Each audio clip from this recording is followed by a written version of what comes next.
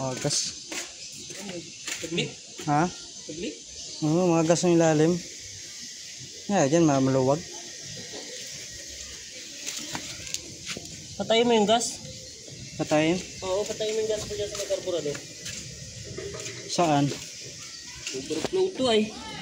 Oh, Saan eh? hindi to. Saan ba yun? Dito yun yata. Nilagyan ko kasi ng gas eh. Kasi naubusan eh. Busan, ba't na ganito na? Kaya nilipat ko yung gas ko sa ano. Naka-ano naman siya. Sa gawang pansahod, sayang yan.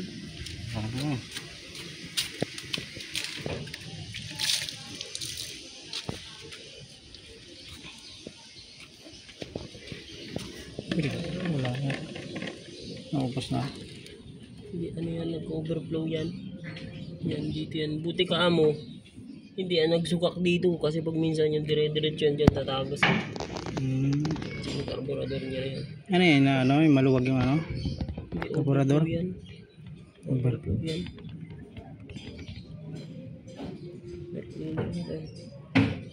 Maluwag siguro. Saan ba lumalabas? Sa ibabaw eh. Oo, mababaw eh. Hindi maluwag to.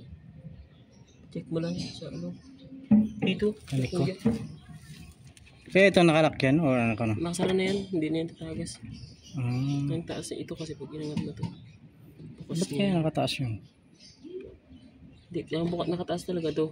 Nakataas talaga dapat yan? Oo. Pero pag binaba mo yan, patay ang gas niyan. Patay ang gas niyan. Ito kasi yung tubo ng gas niyan eh. Ito. Ayan yung tubo niyan. Okay. Ako dito. Stop. Napunta yan dyan. Hindi tatagas yan. Pero hindi rin naandar. Hindi rin siya andar. Kasi ano. Pero pag ano kasi, sobrang takas kasi. Ngayon lang yan. Ngayon lang eh. Nagsali mo lang ng gas. Oo, pagsalang ko lang gas kanina. Na-stock ba ka to? Hindi. Na-stock eh. Na-stock. Ay kaya. Padumi yan. Palinis mo lang. Carburetor? Oo. Okay. Padumi lang yan. Sige. Thank you pre.